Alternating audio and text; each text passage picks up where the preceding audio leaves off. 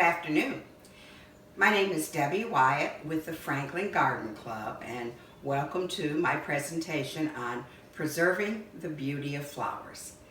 When I was asked to do this almost a year ago, who would have thought it would all be done in a video through Zoom? But times change, and hopefully you'll still get some good information out of this presentation. The first thing, no matter what method you're using to preserve your flowers, whether it's just through a fresh flower display that you want to last a long time, drying them naturally, or some other methods I'm going to show, there's three important things you need to remember. Number one, make sure that your flowers are the freshest and the prettiest they can possibly be. Blemish-free if you can possibly manage that.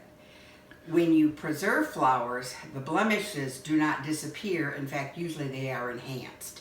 So if you've got a slightly browned petal, pluck it out, or just find one that doesn't have a blemish on it. But that doesn't work very well to have ones that are not in really good shape.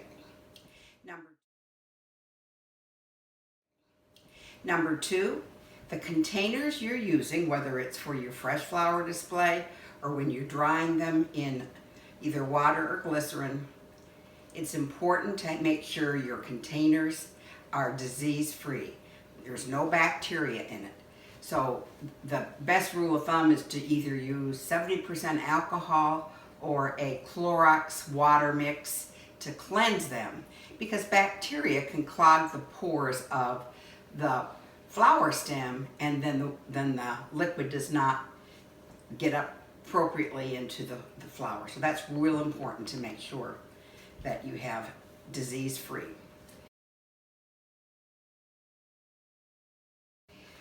And the final one is to make sure that you have any leaves that are on your flower do not touch the liquid.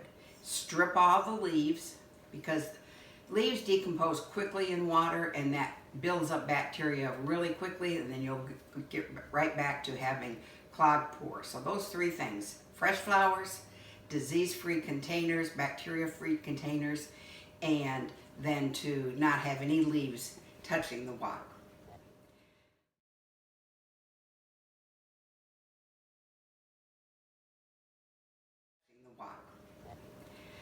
The first method I'm going to talk to you about is just the natural way of drying, which is probably something you may have seen your grandmother, your mother do, and maybe many of you have done it. Sometimes people even hang them upside down in a basement. I have a number of flowers here that I've dried naturally. But the method I use is I put about an inch of water in the bottom of a container with preferably one or two stems only, and I let them dry until the water has evaporated. That way, the drying takes a little bit slower, and you don't have a shock to the flower, and they just slowly, the moisture from the flower slowly evaporates, and I have better luck with it that way, and hopefully you do too. I've got these Billy Bobs that were in my daughter's wedding bouquet, a hydrangea status, which I got in a fresh flower arrangement from a florist, my allium, and then some yarrow, and then this is lavender. Quite easy to dry most things naturally. Everything still won't work, but you just experiment and try.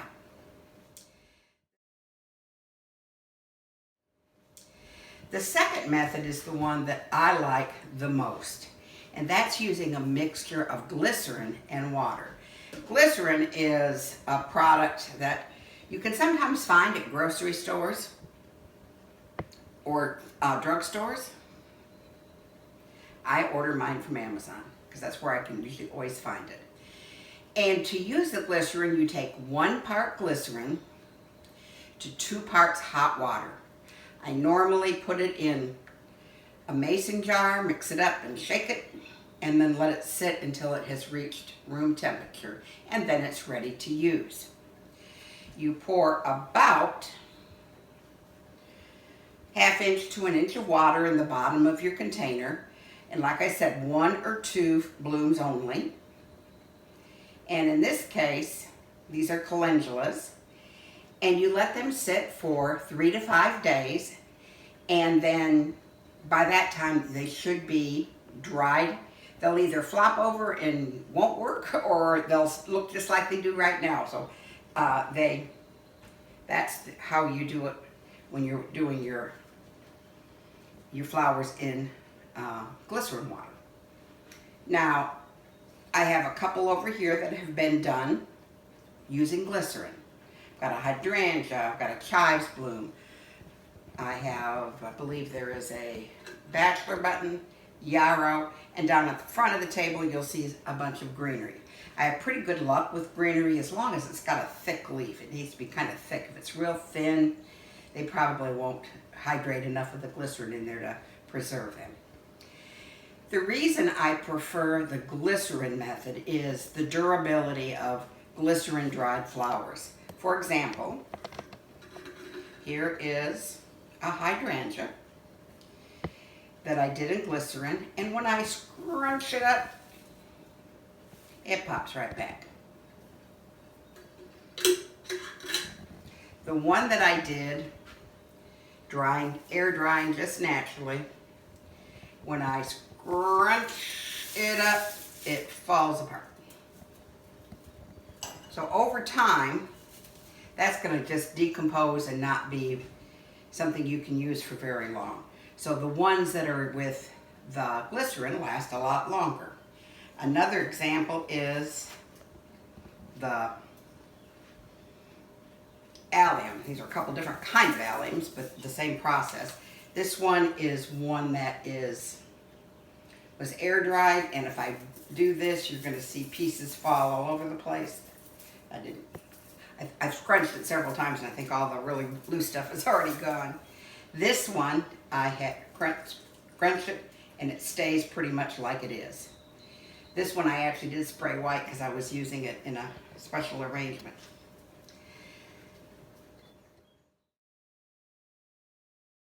Glycerin. Another way to preserve flowers is using silica gel. Silica gel is like sand, but it's little crystals that pull out the moisture from your flower. And down near the front of the table, over here, I have some that I did in silica gel. You can see a pansy. This is a viburnum. There's a peony, camellia blossom, and they did really quite well.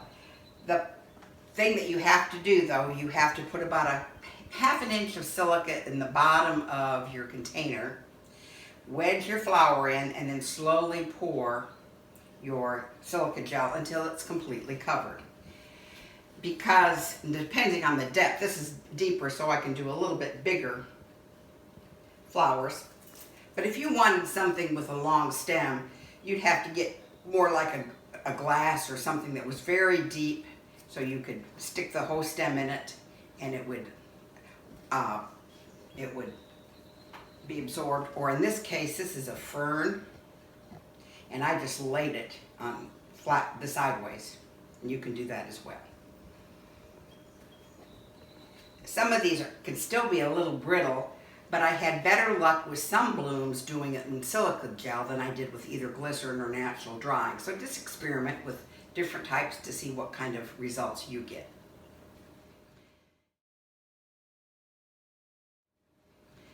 And the last one I'm going to talk about is pressed flowers. In the very center of the table, there is a little wooden flower press that I borrowed from Rose Bates. It has cardboard and then pieces of paper that are like blotting papers. And you take your flower and put it face down onto the blotting paper, and then stick another sheet of blotting paper on top of it, and then another piece of cardboard, and keep layering it up until you have all those sheets filled. Put your wing nuts on and start screwing them down and pressing them until it's really tight. Leave it that way 3 to 5 days, and they should be dried enough that you can use. You can see a couple of cards I have in the front that I tried that method, and that's how I did it. I did try some in the microwave, and that really is quicker. You just have to find something that you can use that would go into the microwave. And one thing that I've read about that I haven't tried yet is to use terracotta saucers and wedge it, find some blotting paper, tissue paper, or something that would absorb the moisture. Put it between those, put a weight on it, and then put it in the microwave at 1 minute intervals until you feel like you've dried them to the consistency that you'd like to.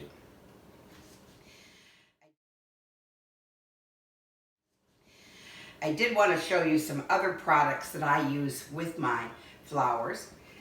First, on fresh flowers, there's a lot of products you can buy. This one is called Preserving Memories. You spray it on fresh flowers and it kind of seals the moisture into the petal so they last longer in a vase. There's a number of sprays and different kinds of things you can use as well. There's one product that's called Dip It. It's just a liquid dye. And here I have poured it in a glass. And here I have a white iris.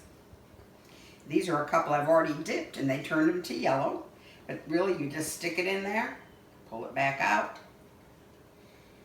and voila, now I have a yellow iris. And this comes in quite a few different colors as well. Another product is called Absorb It. Absorb It is a powder. You put it in, I put it in my glycerin water, and it colors the water, which then if you may have done this with food coloring and carnations when you were a kid, but it works the same way. But with Absorb It, a little goes a long way. The first one I did, I overdid the powder. It's a little bit bright. So trying to keep it more of a pastel or the color, whatever color you're trying to achieve, is a good thing to have. Some things I like to take a product called Tint It. All of these are Design Master products, and I spray them to give an effect that I like. If I'm trying to change the color of something, or and some of you may have attended one of the classes that Jerry Tarpley did with wildflowers and dried flowers from just going out in the field and getting them where you can spray different colors. And there's a lot of different colors. There's a lot of different products. You can buy them on Amazon. You really I don't believe you can get them in the regular store. I happen to have a wholesale florist license, so I can buy them. So if anybody wants any and I can always order it for you if you're interested.